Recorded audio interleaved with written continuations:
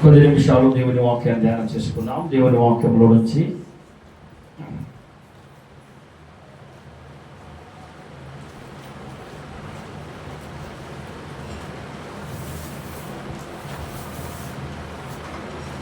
దేవునికి స్తోత్రం కలుగుగాక. హల్లెలూయా హల్లెలూయా. రోమీయులకు రాసిన పత్రిక 12వ అధ్యాయం, రోమా 12. రోమీయులకు రాసిన పత్రిక 12వ అధ్యాయం 11వ వచన భాగాన్ని చదువుకుందాం. ఆసక్తి విషయంలో మాంద్యులు కాక ఆత్మయందు తీవ్రత గలవారై ప్రభువుని సేవించుడి, నిరీక్షణ గలవారై సంతోషించుచు శ్రమయందు ఓర్పు గలవారై ప్రార్థనయందు పట్టుదల కలిగి ఉండు. చిన్న ప్రార్థన చేసుకుందాం. మహాపరిశుద్ధుడా, ప్రేమ కలిగిన యేసయ్య, దయగలిగిన తండ్రి, నీకు వందనాలు ప్రభువా. ఈ మధ్యాహ్న సమయంలో ఈ రీతిగా నీ మెల్లనైన స్వరముతో మా ఎల్లరితో మాట్లాడుతున్నదకే నీకు వందనాలు ప్రభువా.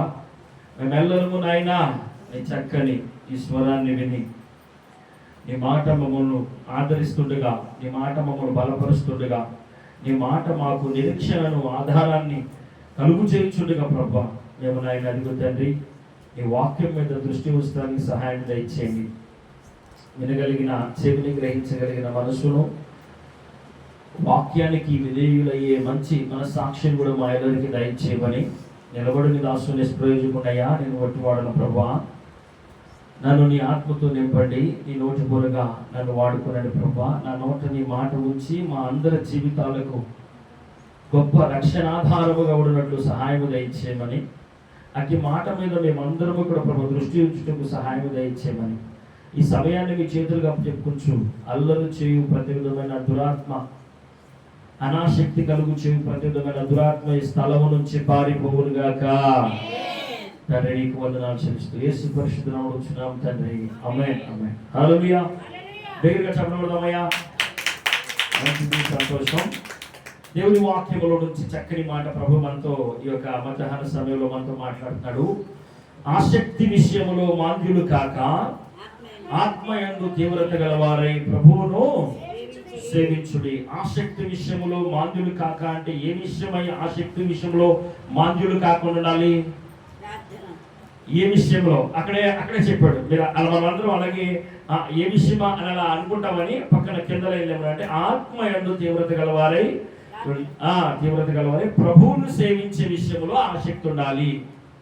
ఏంటంట? ప్రభువుని సేవించే విషయంలో మనకి ఆసక్తి ఉండాలి అని అంటున్నాడు. అయితే దేవుని వాక్యంలో ఒక మాట రాయబడింది, నమ్ముట నీ వలనైతే నమ్మువానికి సమస్తమని సాధ్యము అని చెప్తా ఉంది కదా.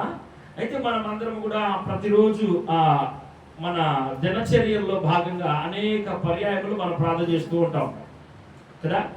ప్రార్థన చేస్తూ ఉంటాం, అయ్యా నన్ను బాగు చేయవా, నన్ను స్వస్థపరచవా, నాకు సహాయం చేయవా, లేకపోతే నా బిడ్డలు, నా కుమారులు, కుమార్తెలు, కొడుకుళ్ళు, కోడళ్ళు అని ఇలాగా అనేక విషయాల్లో మనం సమృద్ధిని కోరుకుంటా ఉంటాం, నెమ్మదిని కోరుకుంటా ఉంటాం. మనందరితో ప్రభువు కూర్చిన ఒక పెద్ద చిక్కు ఏంటంటే, దేవునికి మనకి ఆ ప్రార్థన సన్నివేశాల్లో ప్రభువుకి మనకి సంధి కుదరని సందేశం, ఒక చిన్న సమస్య ఉంది. అదేంటంటే, మనం ఏదైనా ఒక అంగడికి వెళ్ళి అంటే కొట్టుకెళ్ళి కిలో బియ్యం అడిగామో లేదా కేజీ నూనె అడుగుతున్నాము. ఏమని అడుగుతామంటే, ఏమో కేజీ బియ్యం ఏమో అని అంటాం కదా. అతను పొట్లం కట్టి ఇచ్చిందాక మనం ఏం చేస్తాం? నొచ్చుంటారు. అయ్యా కేజీ బియ్యం అన్నాను, రే గోతరగో అంటాడు. చెప్పండి, అర్థమైందా? అర్థం కాదుగా. కొట్టుకాడకి వెళ్ళి అయ్యా నాకు ఫలానా వస్తువు కావాలి ఇవ్వని అడుగుతాం. అలా కాకుండా మనం వెళ్ళి అక్కడ నుంచి కేజీ బియ్యం అన్నాం అనుకో, అతని దృష్టిలో మనం ఏమవుతాం? ఎదురోళ్ళమో పిచ్చోళ్ళమో, అక్కడ నుంచి తోలేస్తే నా వ్యాపారం బాగుపడింది అనే ఉద్దేశంతో ఆ యజమాని ఉంటాడా కదా. కాబట్టి ఇక్కడ మనకి ఆ విషయమై కొంచెం మెలకువలు నేర్పడం కోసం ఈ మాట అన్నాడు ఆయన. ఈ రోజు మనతో మాట్లాడుతున్న మూలాంశం ఏంటంటే, ఇక్కడ చక్కని సందేశం, ఆసక్తి విషయములో మాంద్యులు కాక ఆత్మయందు తీవ్రత గలవారై ప్రభువును సేవించుడి. ఆత్మయందు తీవ్రత గలవారై ప్రభువుని సేవించాలన్నాడు. ఆ అడిగే విషయంలో తీవ్రత గలవారై అంటే మీకు అర్థమవుతుందా? ఏదైనా మన అవసరతలు అడిగే విషయంలో తీవ్రత గలవారై అడగటం అది వేరే విషయం. ఇక్కడ అదిగా చెప్తుంది. ఏమన్నా ఇక్కడ చెప్పండి. ఆసక్తి, దేనికి ఆసక్తి? ఆ వచనం చివరిలో ఉన్న పదం చదవండి. ఆ 11వ వచనం, ప్రభువును సేవించే విషయంలో ఆసక్తి మనకి ఉండాలి. అదే మనకి క్రొత్త నిబంధనలో యేసు ప్రభు వారు తన నోటితో చెప్పిన మాట ఏంటంటే, మొదట నా నీతిని నా రాజ్యాన్ని వెతకండి, మీకు ఏది కావాలో అవన్నీ కూడా మీ అమ్మటి వస్తాయి అన్నాడు కదా. కాబట్టి ఆసక్తి విషయంలో మనం దేవుణ్ణి సేవించే విషయంలో మొదటి ఆసక్తి ఉండాలా. మొదటి ఆసక్తి ఆయన సేవించే విషయంలో ఉండాలా. ఎందుకు నేను అడుగువారికి నిశ్చయముగా ఆయన ఇచ్చేవాడిగా ఉన్నాడు. అడిగేటప్పుడు మనం ఎలా అడగాలంట? ఆయన ఇచ్చేవాడని, ఆయన దయచేవాడని అడగాల. కొట్టుకెళ్ళాము, మరి డబ్బులు తీసుకెళ్ళాము, అతను మనకు కావలసిన వస్తువు కొనడానికి తగిన ధనం మన దగ్గర ఉందా లేదా? అప్పుడు మనం కంగారు పడతామా? కంగారు పడము. అప్పుడు అడగాలనుకో ఏం చేస్తాం? కొంచెం జనం వెళ్ళినాక అడుగుదాంలే, అదే కదా. కొంచెం విసుగ్గా ఉన్నాడులే, కొంచెం కాసేపు కొంచెం మనసు చూసి వెళ్ళి అడుగుదాంలే అనుకుంటా కదా. ఇదే ఆత్మీయ జీవితం కూడా ప్రభు ఏమన్నా అంటే, ఇక్కడ చూడండి 12వ వచనం చదవండి. నిరీక్షణ గలవారే సంతోషించుచు శ్రమయందు ఓర్పు గలవారై ప్రార్థనల యందు పట్టుదల గలవారై ఉండాలంట. ప్రార్థనల యందు పట్టుదల గలవారై ఉండాలి. మనం చేసే ప్రార్థన, మనము ఆయన ఏదైనా కానీ మనం ఒకసారి అడిగితే ఆయన అన్ని మనకి ఇవ్వడానికి సిద్ధంగానే ఉండడా లేదా? త్రోసివేస్తాడా? త్రోసివేయడు. ఎవరిని త్రోసివేసేవాడు కాదు. కానీ మనం అడిగినది ఇవ్వటానికి కొంచెం సమయం పట్టవచ్చు. ఎంత? కొంచెం సమయం పట్టవచ్చు. అది సమాధానమైన, ఆశీర్వాదమైన, నెమ్మదైన, ఆరోగ్యమైన, ఏ రూపంలో ప్రభువును నువ్వు ఏ అవసరం అడిగినా కానీ అది నీ యొద్దకు చేరేలోపు నీ విశ్వాసాన్ని బట్టి కొంచెం సమయాన్ని పట్టవచ్చు. అందుకని ఆయన ఏమన్నాడంటే అక్కడ ఆ వచన భాగంలో మొదటి లైన్ ఏమన్నాడు అక్కడ? నిరీక్షణ గలవారై. నిరీక్షణ అంటే ఏంటి చెప్పండి? నిరీక్షణ అంటే ఒక రూపం ఉందా? దానికి తెలుసా మీకు రూపం ఉందని? నేను చెప్తా రూపం ఉంది. అదే రూపం అంటే ఓర్పు. ఇచ్చిందాక ఓర్చుకోవడం. ఇది నాకు ఇచ్చేసాడు. ఆయన ఆదికాండం 15వ అధ్యాయంలో అబ్రహాంతో ఒక నిబంధన చేసుకున్నాడు. ఏమన్నాడంటే, అబ్రహామా, ఏదో పద్దాకలా నువ్వు దిగులుగా ఉన్నావు కదా, నెమ్మది లేకుండా ఉన్నావు కదా, ఇసుకు చెబుతున్నావు కదా, ఇటు కాదయ్యా, ఈ భూమి అంతా నీకు ఇచ్చినట్లుగా, నీకు ఏది అవసరంగా ఉందో దాన్ని మించి నేను ఏదైతే నీకు ఇవ్వాలనుకున్నా అదంతా నీకు ఇచ్చేసినట్లుగా నువ్వు నాకేమి ఇవ్వాలా? కృతజ్ఞత బలి ఇవ్వాలా అని అన్నాడు.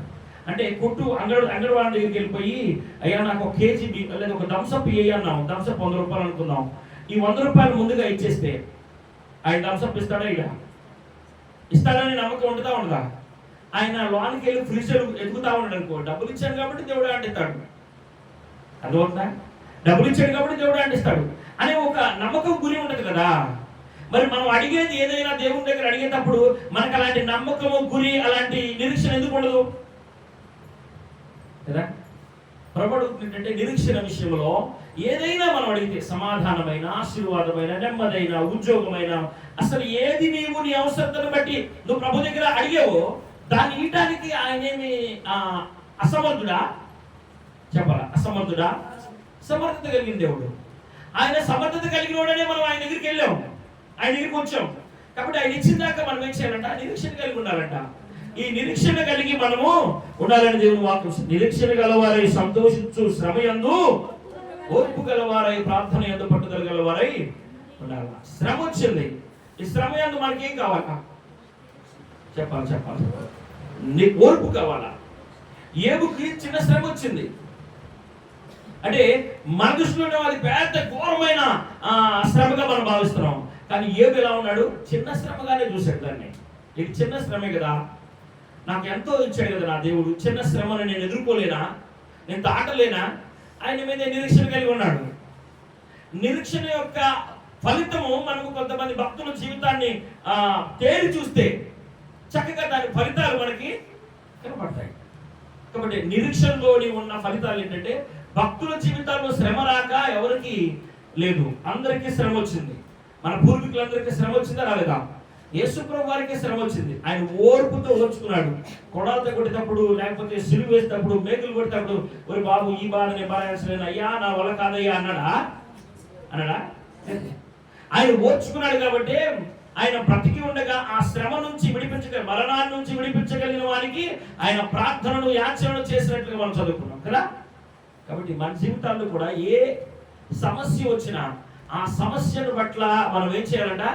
ప్రార్థన యందు పట్టుదల కలిగి, ఓర్పుతో ప్రార్థన యందు పట్టుదల కలిగి, నిరీక్షణ కలిగి ఉండాలని దేవుని వాక్యం సెలవిస్తాం. అయితే మీకు నేను ఈ సందర్భంగా మనం ఏదైనా పొందుకోవాలంటే కొన్ని మనలో అలవాటు చేసుకోవడానికి మొట్టమొదటి మెట్టుగా మనం భావించాలి. అదేంటి? ఒకసారి ఇదే అధ్యాయంలో మొదటి వచనం చదువుకుందాం. 12వ అధ్యాయం మొదటి వచనం చదువుకుందాం. కాబట్టి సహోదరులారా, పరిశుద్ధమును దేవునికి అనుకూలమునైన సజీవ యాగముగా మీ శరీరములను ఆయనకు సమర్పించుకొనుడని దేవుని వాత్సల్యమును బట్టి మిమ్మల్ని బతిమాలు కొనుచున్నాను. చాలు. చూడండి, ఆయన చూడండి. ఇప్పుడు మీకు ఆయన బతిమలాడుకున్నాడంట. భక్తుడు రోమా సంఘానికి లేఖ రాస్తూ ఆయన రోమా సంఘంలో ఉన్న వారందరికీ ఈరోజు మరి మనకు కూడా ఆయన మనం ఏం చేస్తున్నాడు? బతిమలాడుకుంటున్నాడు. కాబట్టి సహోదరులారా, పరిశుద్ధమును దేవునికి అనుకూలమునైన సజీవ యాగముగా మీ శరీరములను ఆయనకు సమర్పించుకొనుడి. దేవుని వాక్యమును బట్టి మిమ్మును బతిమాలుకొనుచున్నాను. అంటే మన శరీరాన్ని ఏం చేయాలంట?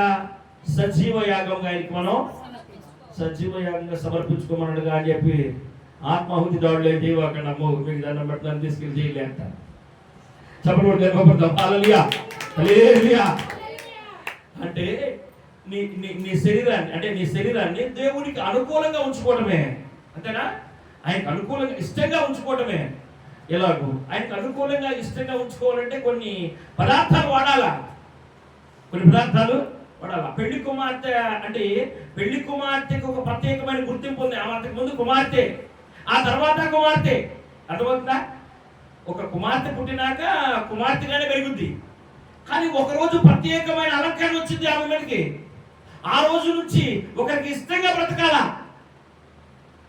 అర్థమవుతుందా? ఇప్పుడు నా కుమార్తె ఉంది. నా కుమార్తె కొంతకాలం నా కుమార్తెగా ఉంటుంది. ఆ తర్వాత పెళ్లి కుమార్తెగా మారింది. పెళ్లి కుమార్తెగా మారేటప్పుడు కొన్ని ఆమె ధరించుకోవాల్సిన అవసరం ఉంది. ఆమె ఒక ప్రత్యేకమైన గుర్తింపు పొందుకోవాలంటే కొంత అలంకరణ కావాలా. అలంకరణ కావాలంటే ఏం చేస్తారు చెప్పండి? పెళ్లి నలుగులు వేసేటప్పుడు పసుపు పోస్తారు, గంధం పోస్తారు. చెప్పండి. అర్థమవుతుందా? పసుపు, గంధము, అనేకమైన అంటే పెళ్లి కొడుకు కానీ పెళ్లి కూతురు కానీ పెళ్లికలు వచ్చే విధంగా అనేకమైనవి వాడుతూ ఉంటారు. ఇప్పుడైతే ఇంకా మనం ఇక్కడ వాడేది ఏం లేదు. అక్కడికి వెళ్తే వాడు మొత్తం ఫేస్ అంతా క్రీమ్ పూసేసి ఒక 500 1000 రూపాయలు వసూలు చేస్తాడు. దేవుని స్తోత్రం. మరలి అంటే 500 రూపాయలు రాదేమో తెలియదులే. అమ్మో 10,000 20,000 అంట. దేవుని స్తోత్రం. హల్లెలూయా. అయితే ఇక్కడ అంత వెల ఇచ్చించాల్సిన అవసరం లేదు. ఈ పెళ్లి అనేది ఎంతకాలం అంటే శాశ్వతమైనది కాదు, కొంతకాలమే. అంటే మనం వెల హెచ్చించి ఆ పెళ్లి కుమారుడికి నచ్చే విధంగా, లేకపోతే ఆ పెళ్లిలో మనము ఒక అలంకరణగా ఒక ప్రత్యేకమైన గుర్తింపు పొందుకోవడానికి కొంత వెల హెచ్చించాలా. కానీ నీ పెళ్లి కుమారుడు అంటే రాబోతున్న ఆ కుమారుడు అంటే ఆ పెళ్లి కొడుకి ఆ వరుడికి నీ వధువుగా సిద్ధపడాలంటే నీకు కొంత అలంకరణ కావాలన్నాడు. కొంత అలంకరణ కావాలి. మరొకసారి ఆ కింద వచ్చిన 2వ వచనం చదువుకుందాం. మీరు ఈ లోక మర్యాదను అనుసరింపక ఉత్తమమును అనుకూలమును సంపూర్ణమునై ఉన్న దేవుని చిత్తమేదో పరీక్షించి తెలుసుకున్నట్లు. ఆగండి. ఇక్కడ ఒక నిమిషం ఆగండి, మరలా వెళ్దాం. ఇక్కడ ఒక చిన్న సమస్య ఉంది ఇక్కడ. అదేంటంటే మీరు ఈ లోక మర్యాదను అని అన్నాడు కదా. నాయన చూడండమ్మా, బంగారు నాయన చూడండి. మీకు అంటే నేను చెప్తాను. ఈ లోక మర్యాదలు అంటే ఏంటంటే పెళ్లి కుమార్తె అంతకు ముందు నా దగ్గర ఉన్నట్టు, నా కుమార్తె నా దగ్గర ఉన్నట్లుగా ఉండకూడదు. ఇక మా ఇంటికాడ ఉంటే మంచం మీదకి మాకు తెలిసిన బంధువులు ఇట్లా చెప్తాం, నేను విన్నాను. అబ్బో మా అమ్మ నన్ను ఎట్టనిచ్చిందంటే, నాకు మంచం మీద పడుకుంటే బెడ్ కాఫీ వచ్చింది, నాకు మంచం మీద పడుకుంటే అంటే తీసుకొచ్చిందిరా అని చెప్పడం నేను విన్నా. అంటే నాకంటే పెద్దోళ్ళే వివాహం చేసుకున్నారు, గొప్ప స్థాయిలో వేరే విషయం, దేవుడి స్తోత్రం, హల్లెలూయా. అయితే చాలా మంది జీవితాల్లో మనం చూస్తాం అరుదుగా ఒక పెళ్లి కుమార్తె ఇంటికాడ ఉన్నట్లుగా, అంటే పుట్టింటికాడ ఉన్నట్లు మెట్టింటికాడ ఉంటే కుదరదు. కుదిరిందా? మంచం మీద కానీ రావాలంటే రావు. ఉదయాన్నే లెగవాలా, అది నీ ఇల్లు. ఇక అదేంటి నీ ఇల్లు, ఇది నీ ఇల్లు కాదు, అది నీ ఇల్లు. నీ ఇంటిని అంతటిని నువ్వే చక్కబెట్టుకోవాలా, నీ ఇంటిని అంతటిని నువ్వే శుభ్రం చేసుకోవాలా, నీ ఇంట్లో ఉన్న వారందరికీ నువ్వు భోజనాన్ని నువ్వే సిద్ధపరచాలా. అంటే నీకు ఒక ప్రత్యేకమైన భారం వచ్చేసింది, పని వచ్చేసింది, కొంత చెయ్యాలా. అది చేయకపోతే మళ్ళీ ఆడ ఉండడానికి లేదు. చెప్పండి అర్థమవుతుందా? నేను ఏమి చేయనయా, నేను మా ఇంటికాడ ఉన్నట్టు ఇక్కడ ఉంటానంటే కుదురుతా? అస్సలే కుదరదు. కుదరదు. మళ్ళీ ఇక రద్దు అయిపోయింది అదంతా. కాబట్టి ఇక్కడ ఏమన్నా ఈ లోక మర్యాదను విడిచిపెట్టి, అంటే మనము ప్రభువుతో వివాహం, అంటే ఆ వరునికి మనము వధువుగా సిద్ధపడాలంటే ఏ విడిచిపెట్టాలా? ఈ లోక మర్యాదను విడిచిపెట్టాలా.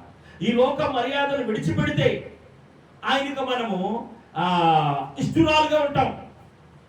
10 మంది కన్యకలు ఉన్నారు, ఎంతమంది సెలెక్ట్ అయ్యారు? 5గురే కదా. చెప్పండి, 5గురేనా? లేదు, 100 మంది కన్యకలు అనుకుందాం, దాన్ని బట్టి ఎంతమంది సెలెక్ట్ అయినట్టు? 50 మంది. కాబట్టి సెలెక్ట్ అయ్యే విధంగా మనం ఉండాలా, అంటే అన్ని ధరించుకొని ఉండాలా. ఎలాగా ఎలాగా అనే దాని గురించి ఒక మాట చదువుకుందాం. హెబ్రీయులకు రాసిన పత్రిక 10వ అధ్యాయం 22వ వాక్యం. లేదు, మొదట కీర్తన గ్రంథం 51:7 చదువుకుందాం. కీర్తన గ్రంథం 51:7.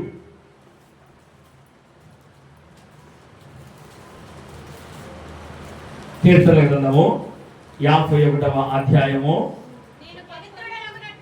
నేను పవిత్రుడనగునట్లు ఇస్సోపుతో నా పాపము పరిహరింపుము, హిమము కంటే నేను తెల్లగా నుండునట్లు నీవు నన్ను కడుగుము. ఆగండి.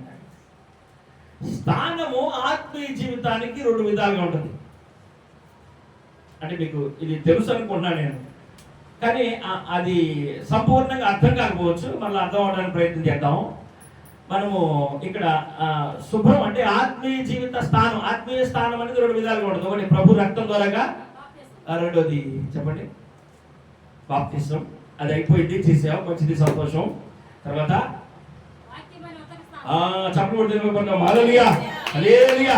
ప్రతి దినము కూడా మనము వాక్యం అనే ఉతక స్థానం. ఎందుకు ఆ వాక్యం అనే ఉతక స్థానం మనము కలిగి ఉంటే మనకి ఏం కలిగిందంటే, మనము హిమము కంటే ఏంటంట చెప్పాలా, హిమము కంటే నేను తెల్లగా ఉన్నట్లు, నేను హిమము కంటే దగ్గర మెరిసిపోయేటట్టు ఉన్నట్లు నన్ను ప్రతిరోజు ఏం చెప్పన్నాడు ఆయన భక్తుడు?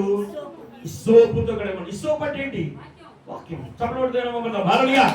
గట్టిగా హల్లెలూయా. మంచిది.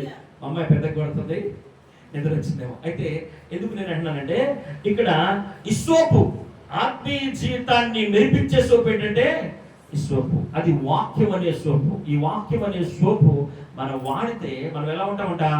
ఆత్మీయ జీవితంలో మనము దగ్గర మెరిసే జ్యోతులు లేకుంటాం. నువ్వు వెలుగుచు అనేకులను వెలిగించే వ్యక్తిగా ఉంటావు. అర్థమవుతుందా? ఈ వాక్యం అనే ఉతక స్థానం అనేది మనకి చాలా ప్రాముఖ్యమైనది. ఎందుకంటే ఇది ప్రభు రక్తంతో కడగబడినట్లుగా బాప్తిసం అనబడుతున్న ప్రభు రక్తంతో కడగబడినట్లుగా బాప్తిసానికి సాదృశ్యమైన అది ఒకరోజే జరుగుద్ది. రోజు నేను పాపం చేశానయ్యా, నాకు బాప్తిసం ఇవ్వా, నీ రక్తంతో కడగవా అంటే ఇక మామూలుగా పైపేస్తూ ఉండే కానీ ఇక ఆయన రక్తానికి పిండే రంగులో ఉండాలి మనం. అవునా కదా? అంత లేదు ఆయన దగ్గర. మరి అంత కారణంగా మనం కూడా ఉండకూడదు. మంచిది, చాపలు కూడా దేవకూడదు. హల్లెలూయా. ఇక్కడ మనకి దేవుడు అందుకని ఏమన్నాడంటే, వాక్యం అనే ఉతక స్థానం ద్వారా మనము ఎప్పటికప్పుడు ఏమైతే ఉండాలంటే శుభ్రం చేయబడతా ఉండాలి, అలంకరించబడతా ఉండాలి. ఒకసారి ఇప్పుడు చదువుకుందాం. హెబ్రీయులకు రాసిన పత్రిక 10:22.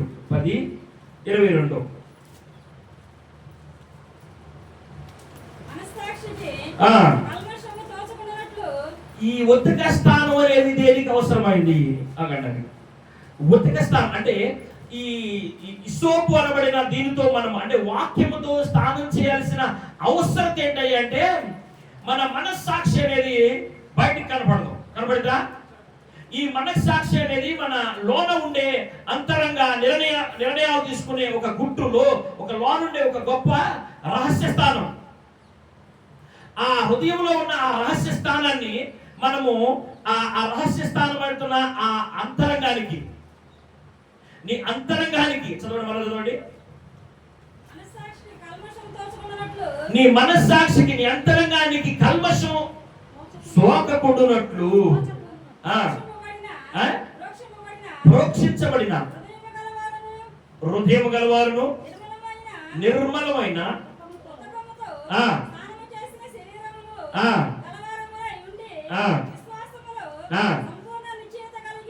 విశ్వాసములో సంపూర్ణ నిశ్చయత గలవారయుండి యథార్థ హృదయముతో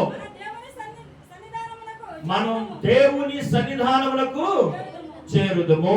ఎప్పుడు చెప్పండి?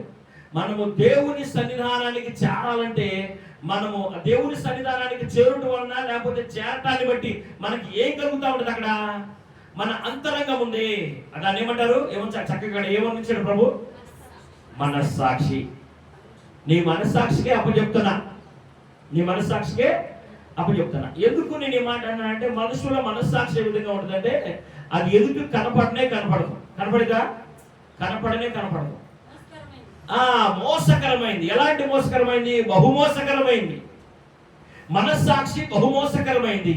ఆ మనస్సాక్షికి కల్మషం కలుపుకోకుండాలంటే మనకి వాక్యం అనే ఉతక స్థానం కావాలి. అది ఎవరెవరికి కావాలి నేను చెప్తాను. ఎవరెవరికి కావాలంటే వాక్యం చెప్పే ఆయన మొట్టమొదటి ఉతక స్నానం చేయబడాల. దాన్ని సిద్ధపడేటప్పుడే ఆ దైవజనుడికి యొక్క ఆ హృదయం అదంతా కూడా కడిగివేయబడతా ఉన్నది. ఇక్కడ నీతిమంతులు ఎవరు లేరు. దైవజనులు ఎవరు నీతిమంతులు కాదు, ప్రవక్తలు. ఇప్పుడు చెప్పబడుతున్న గొప్ప గొప్ప బిషప్పులు, ఆ రెవరెండ్లేమి వాళ్ళకేమో అవసరం లేదు. ఈ సోపు మనకే అనడానికి ఏమీ లేదు, అందరికీ అవసరమే. వాళ్ళు మొదట అది చేసినాకే నీ దగ్గరికి తీసుకొచ్చి ఆ ప్రోడక్ట్ అందిస్తారు. కాబట్టి ఇది మనం జ్ఞాపకం చేసుకోవాలి. మొట్టమొదట ఈ ఉతక స్థానం అనేది ఏదైనా ఇది దేనికి దేవుడు నియమించాడంటే ప్రతిరోజు మనకు తెలియకోకుండానే, మనము అనుకోకోకుండానే, మనం నిర్ణయం అంటే ఒక ఉద్దేశపూర్వకంగా కాకోకుండా కూడా మనము చిక్కుల్లో పడుతూ ఉంటాం. దేవునికి హేయమైన పనులు కానీ లేకపోతే హేయమైన చోట్లకి వెళ్ళటమో లేకపోతే తినటమో అనేకమైన జరుగుతూ ఉంటాయి. ఇప్పుడు సపోజ్ అక్క ఈ మధ్య కొంచెం ఊర్లో వెళ్ళింది. అమ్మా కొంచెం పట్టు ఈ ఊరు లేదుగా ఇక్కడ మా స్నేహితులలో ఏం లేదు. అయిపోయిందా? ఎవరు చూసారు? ఎవరు చూడాలి? చేకూరలు ఎవరు లేరా? మంచిది, సంతోషం. అంటే నేను ఎందుకన్నానంటే అలాంటి సందర్భాల్లో ఒకవేళ మనం పాల్గొని వచ్చాము. లేకపోతే ఇంకేదైనా గబిక్కిన తొందరపాటులో వేరే వాళ్ళని దూషించవచ్చు, వేరే వాళ్ళని ఆశించవచ్చు.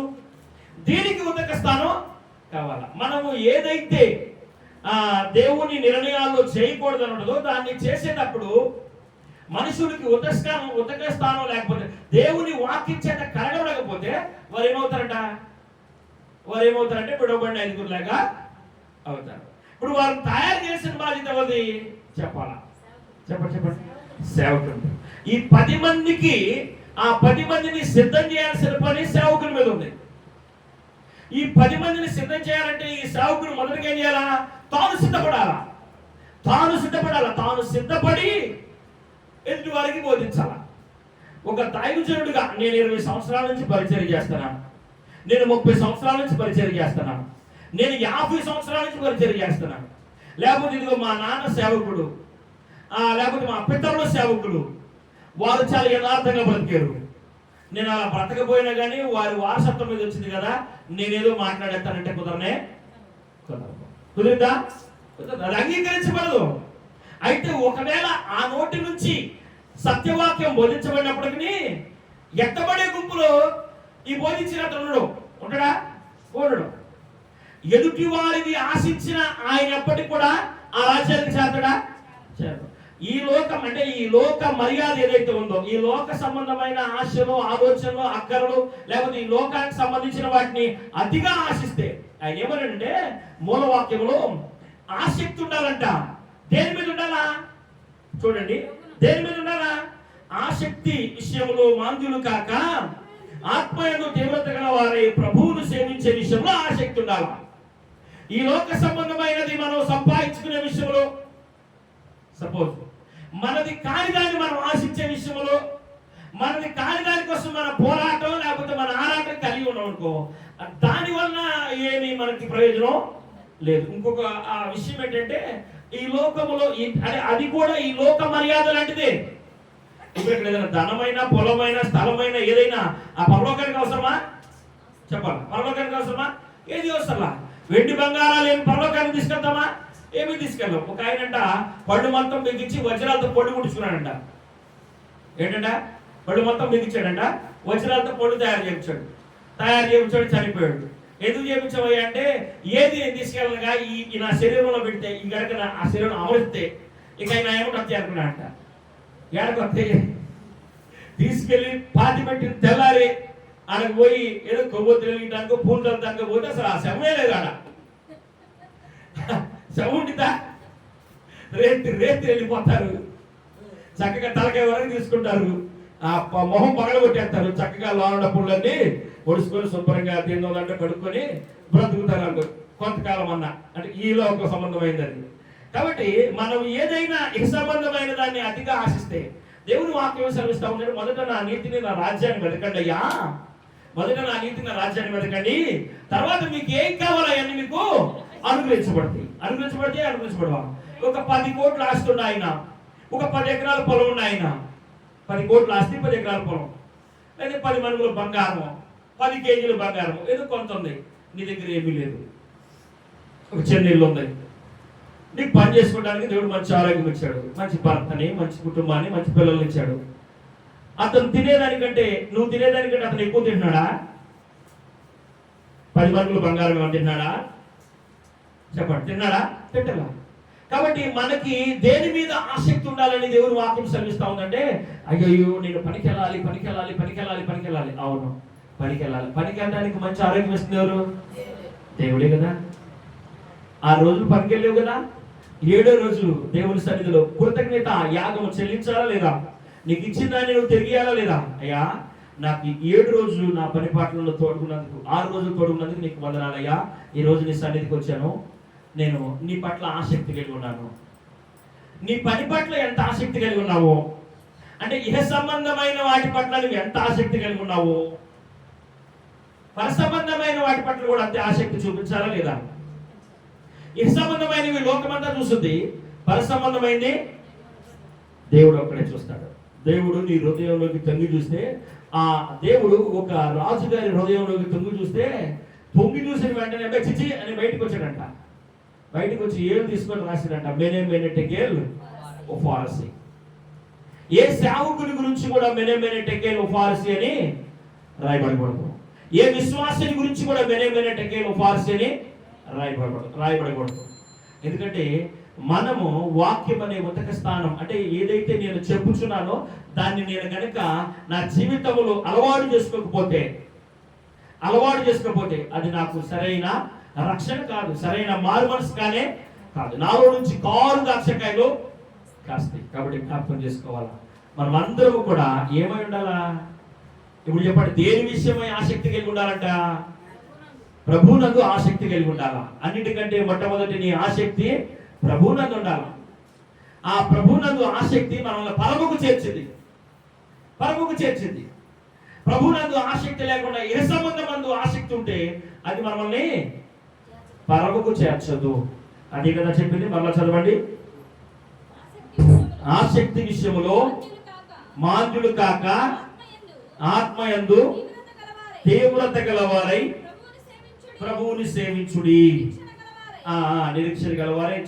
ఇప్పుడు మరొకసారి ఈ 12వ అధ్యాయం మొదటి 2 వాక్యాలు చదువుకుందాం. సహోదరులారా, పరిశుద్ధమును దేవునికి అనుకూలమునైన సజీవ యాగముగా మీ శరీరములను ఆయనకు సమర్పించుకునుడని దేవుని వాత్సల్యమును బట్టి మిమ్మును బతిమాలుకొనుచున్నాను. ఇట్టి సేవ మనకి ఏమైందంట? యుక్తమైనది. మీరు ఈ లోక మర్యాదను అనుసరింపక ఉత్తమమును అనుకూలమును సంపూర్ణమునయ్యున్న దేవుని చిత్తమేదో పరీక్షించి తెలుసుకున్నట్లు మీ మనస్సు మారి నూతన మగుట వలన ఏం పొందుతారట? రూపాంతరం పొందుతారు. ఏం మారాలా చెప్పండి? ఏం మారాలా? పెళ్లి కుమార్తె కదా, ఆ మారిందా? అదే కుమార్తె పెళ్లి కుమార్తెగా రూపాంతరం చెందింది. ఎస్తేరు మొర్దెకై అన్న కూతురు, అంతేనా? తర్వాత ఏమైంది? అహష్వేరోషు భార్య అయింది. చెప్పాలా మీకు అర్థం కాలేదా? మొట్టమొదట ఎవరి కూతురు? ఆమెకి తండ్రి లేడు, పిల్ల తండ్రి పెంచాడు, ఆయన పేరు మొర్దెకై. ఆమె అలంకరించుకుంది, దేవునికి అనుకూలమైన అలంకరణ కలిగి ఉంది కనుక ఆమె ఏమైంది? అహష్వేరోషు భార్య అయింది. అహష్వేరోషు రాజ్యాలన్నిటి కూడా అధిపతి అయింది, రాణి అయింది. వస్తీ స్థానంలో ఎస్తేరు ఉంది. కాబట్టి నీవు వస్తీ లేకున్నావా, ఎస్తేరు లేకున్నావా దేవుని సన్నిధిలో అనేది ప్రశ్న.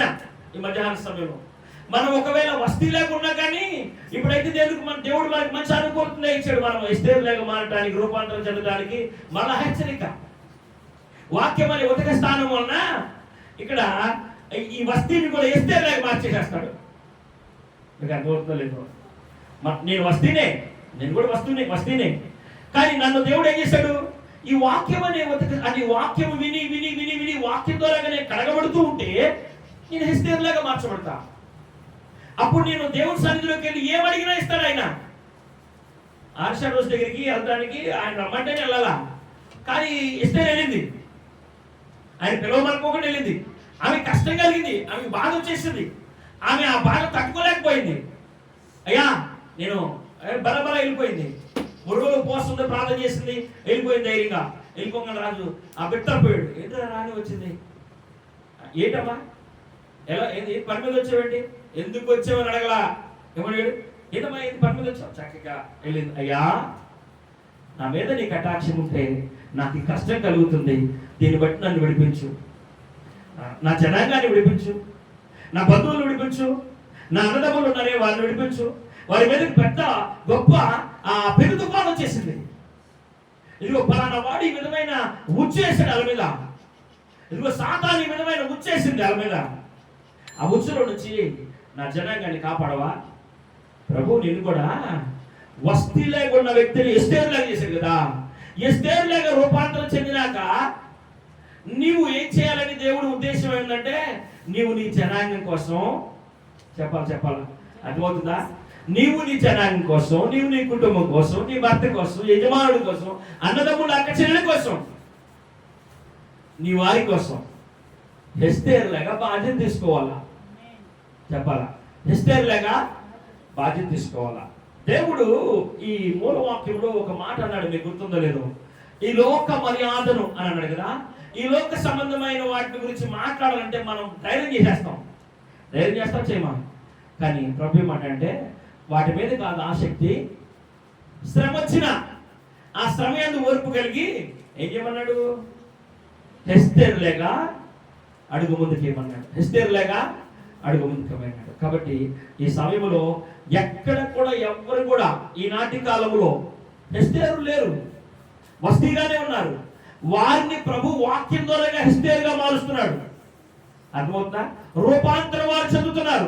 రూపాంతరం చెందిన వారు వారి పని వాళ్ళు చేస్తున్నారు. వారి పని చేస్తే అంటే ఎస్తేరు అర్హత ఉంది కాబట్టి వెళ్ళింది. నీకు ఆ అర్హత ఉంటే దుకాణం దగ్గరికి వెళ్ళి, అయ్యా ఇదిగో 100 రూపాయలు నాకు థమ్స్అప్ ఇవ్వ అంటే ఇస్తాడు కదా, ఇస్తాడు. ఇక దానికి నిశ్చిత ధైర్యము ఉందా లేదా? ఇకపోతే చొక్కా పట్టుకుని వసూలు చేస్తానంటారు కదా. చెప్పండి, మా ఓల్దాకి ఏదైనా డబ్బులు ఇచ్చి పంపితే కొనుక్కు రమ్మంటే చిల్లర అయితే మర్చిపోయింది, కానీ తెమ్మన్నది మాత్రం కంపల్సరీ తేవాల్సిందే, లేకపోతే ఈవెంట్ అని కూర్చుంటుంది అక్కడ. అంటే ఎందుకు చెప్తున్నా అంటే, నీవు హెస్తేరు లేక ఉంటే నా కుటుంబం మీదకి సమస్య వచ్చిందయ్యా, ఏది రావేంది, రా నా కుటుంబాన్ని విడిపించు, నా బిడ్డలు విడిపించు, నా బంధువులు విడిపించు అడగలేవా? అడిగిందా అడగలేదా? వస్తీ అడగలా, హెస్తేరు అడిగింది.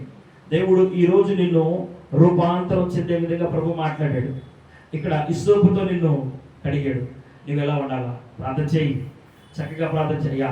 నా కుటుంబం మీద ఉన్న ప్రతి సమస్య తొలగిపోవాలయ్యా, నా కుటుంబం మీద ఉన్న ప్రతి నింద తొలగిపోవాలయ్యా, నా కుటుంబం మీద ఉన్న ప్రతి వ్యాధి తొలగిపోవాలయ్యా, ప్రతి నిట్టూర్పు తొలగిపోవాలయ్యా, ప్రతి అసమాధానం తొలగిపోవాలయ్యా. ప్రార్థన చేయి, ప్రభు కార్యం చేస్తాడు. చెప్పండి చెప్పండి, అర్థమవుతుందా?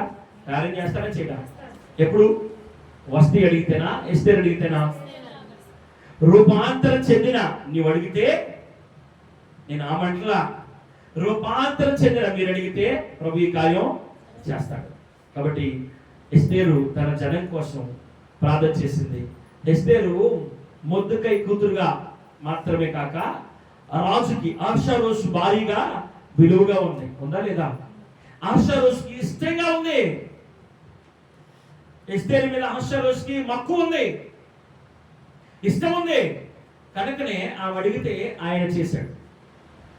దేవుడికి నీ మీద ఇష్టం ఉంది, దేవుడికి నీ మీద మక్కువ. అందుకనే తన రక్తాన్ని నీ కోసం దారపోసి నిన్ను పవిత్రపరిచి ప్రతి పాపము నుంచి నిన్ను విడిపించి ఆయన వాక్యం అనే ఉతక స్థానము ద్వారా నీకు పరిమళ వాసనైన ఆ అలంకరణ నీకు తీసుకొచ్చి ఆయన ఇప్పుడు నువ్వేం మొరపెడితే అవి ఈయటానికి ఆయన సిద్ధంగా ఉన్నాడు. నువ్వు ఏం అడిగితే ఆయన ఈయటానికి నీకు సిద్ధంగా ఉన్నాడు. కాబట్టి వాళ్ళ వరకే వచ్చింది. రేపు అదంతా ముంచుకొని వచ్చేసి వాళ్ళందరినీ హతం చేసినాక, రాజా వారితో పాటు ఈమె కూడా యూదురాలే, వాళ్ళందరినీ హింస పెట్టినాక తర్వాత ఎవరి మీదకి వచ్చింది? సాతాను మొట్టమొదట నీ కుటుంబంలో బలహీనుల మీద ప్రయోగం చేసింది. ఒక రోగ నిరోధక శక్తి లేని మీద ముందు వచ్చింది.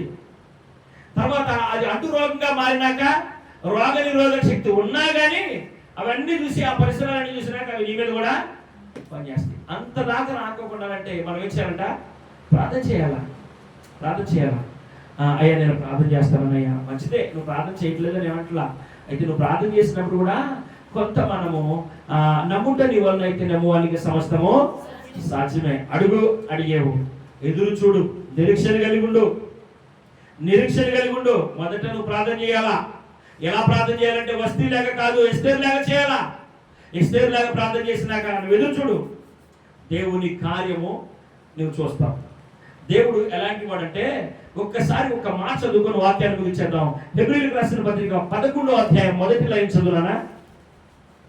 హెబ్రీ 11, విశ్వాసమున్నది నిరీక్షింపబడు వాటి యొక్క నిజ స్వరూపమును అదృశ్యమైనవి ఉన్నావనుటకు రుజువునై ఉన్నదంట. అదృశ్యమై ఉన్నవే నువ్వు అడుగుతున్నవి. నాయన చూడమ్మా, మీరు అడిగేది ఏదైనా అదృశ్యమైనది కదా, మీకు కనపడతలేదు కదా, అది దానికి మీకు దృశ్య రూపంలో తీసుకొచ్చే ఆయన ఎలాంటి ఆయన? దృశ్య రూపంలో తీసుకొచ్చేవాడు ఆయన. మీకు అదృశ్యమైనవి ఉన్నావంటకు రుజువునై ఉన్నది అని అన్నాడు. ఇప్పుడు ఏ రుజువైంది? ఎంతో మంది చూపిస్తున్నాడు ఇక్కడ. ఆ అధ్యాయంలో చదువుకుంటూ పోతే వారికి, ఆ అధ్యాయంలో చదువుకుంటూ పోయిన వారి పేర్లందరికీ మనకు బాగా తెలుసు. చాలా మంది అయితే వాళ్ళ పేర్లు వారి కుటుంబంలో పుట్టిన బిడ్డలు కూడా పెట్టుకుంటారా? చక్కగా పెట్టుకుంటారు. ఏబేలను పెట్టుకుంటారు, కయ్యోలను పెట్టుకుంటారు, యాకోబుని పెట్టుకుంటారు, యేషేబుని పెట్టుకుంటారు, యాషాబుని పెట్టుకుంటారు, ఇంకా దానియేలు, అక్కడ ఉన్న భక్తుల పేర్లు అన్ని పెట్టుకుంటారు. కానీ ఇక్కడ మనకు కావాల్సింది పేరు పెట్టుకోవడం కాదు, ఆయన యందు విశ్వాసం ఉంచడం కదా. ఆయన యందు మనం విశ్వాసం కలిగి ఉంటే, విశ్వాసం అన్నది నిరీక్షింపబడు వాటి యొక్క నిజ స్వరూపంలో ఉన్నది. అదృశ్యమైనవి ఉన్నవమ్మా, దాన్ని దేవుడు దృశ్య రూపంలో తీసుకొస్తాడు. ఆయన నిర్మాణకుడు. ఉన్నవాటిని లేని వాటిని ఉన్నవాటిగా కలుగు చేయవాడు ఆయన. మాటతో కలుగు చేయవాడు ఆయన. కాబట్టి ఈ మధ్యాహ్న సమయంలో ప్రభు నీతో మాట్లాడుచున్నమాట. మనం వస్తీలాగా ఉన్నామా, ఎస్తేరులాగా ఉన్నామా? వస్తీ దగ్గరికి కబురు పెట్టాడు. వస్తీ, నువ్వు రామ్మా, నిన్ను నేను పిలిపించిన వారందరూ కూడా చూడాలి, నా సహచరిగా నువ్వు నా పక్కన ఉండు అని అన్నాడు. ఏంటి నన్ను పిలుస్తానికి నేను నర్తకినా? ఏమంది ఏంటి, నేను నర్తకినా నువ్వు పిలవగానే రావడానికి, లేకపోతే నా సౌందర్యాన్ని వాళ్ళకి చూపించడానికి అని ఒక రకమైన గర్వాన్ని ప్రదర్శించింది. ఆ గర్వాన్ని ప్రదర్శించిన తీసుకెళ్ళి ఎక్కడ పెట్టాడు? ఇక నువ్వు దిగు, ఈ స్థానానికి నువ్వు పనికిరావాలని తీసుకెళ్ళి ఇస్త్రీ ఒకడ పడేసి ఆ స్థానాన్ని భర్తీ చేశాడు. కాబట్టి జ్ఞాపకం చేసుకుందాం, మనము త్రోసివేయబడిన వారిగా, ప్రభు చేత విడవబడిన వారిగా మనం ఉండదమ్మా. ఈ రాత్రి ఈ మధ్యాహ్న సమయంలో ప్రభు మనతో మాట్లాడుతాడు. సహోదరులారా, మనతో చక్కని మాట, సహోదరులారా ఈ విషయం మీకు తెలియకుండా నాకు ఇష్టం లేదు అన్నాడు. సహోదరులారా ఈ విషయం మీకు తెలియకుండా నాకు ఇష్టం లేదు, అందుకని మీకు తెలియపరిచాను అన్నాడు.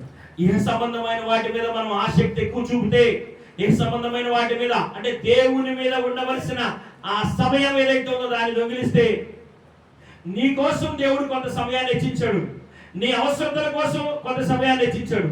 ఆ సమయాన్ని నీ కోసం, నీ అవసరతల కోసం వినియోగించుకో. మంచిది, సంతోషం. దేవుడు నిన్ను ఆశీర్వదించును గాక. అయితే దేవుడు తన మహిమ కోసం కొంత సమయాన్ని నీకు ఇచ్చాడు. ఆ సమయాన్ని నీవు దేవుని మహిమ కోసం నువ్వు బ్రతకాల. ఆ సమయంలోనే నీవు అనేకుల రక్షణ కోసం పాటుపడాల్సిన అవసరత ఉంది.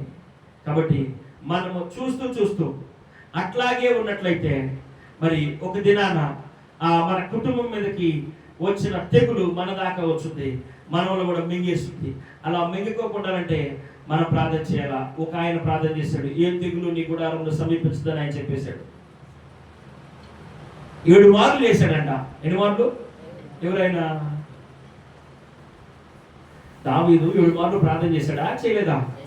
ఆయనకి దేవుడు ఇచ్చిన వాగ్దానం ఏంటంటే, ఏ తెగులు నీ గుడారంలో సమీపించదు పో బాబు అన్నాడు, ఓ తల్లి అన్నాడు. ఒక ఆమె వచ్చి ఏడ్చి, సర్వోన్నతమైన దేవుని కుమారుడా, ఇదిగో నాకు ఈ మేలు కలిగింది నీ వలన అంటే, సమాధానం గల దానివై తిరిగి వెళ్ళన్నాడు. నువ్వు ఎదురు చూడు, నీకు సమాధానాన్ని ఎప్పుడో ఇచ్చాడు దేవుడు. చెప్పండి, అర్థమవుతుందా? నమ్మితే చెప్పలు కూడా తెలుగుపడతాం. హల్లెలూయా, హల్లెలూయా. నువ్వు అడిగిన వాటిని నిశ్చయముగా ఆయన ఎప్పుడో వాటిని నిశ్చయం చేసి పడేశాడు. నీకు వాటిని నిశ్చయం చేసేసాడు. ఎదురు చూడటమే ఏంట? ఎదురు చూడటమే. లేదయ్యా ఇస్తావా లేదు. భక్తి జీవితంలో పిచ్చోళ్ళకి మనము ఉండకూడదు. అన్ని విషయాల్లో కూడా మాంద్యులము కాక ఆ ఆత్మ విషయం అందు తీవ్రత కలిగి ప్రభువుని సేవించే విషయంలో మనం ఎలా ఉండాలంట? ఆసక్తి గల వారమై, నిరీక్షణ గల వారమై ఉండాలి. అట్టి కృప నిండారుగా ప్రభు మనకు దయచేయునుగాక. ఆమేన్. తల వంచని ప్రార్థన చేసుకుందాం.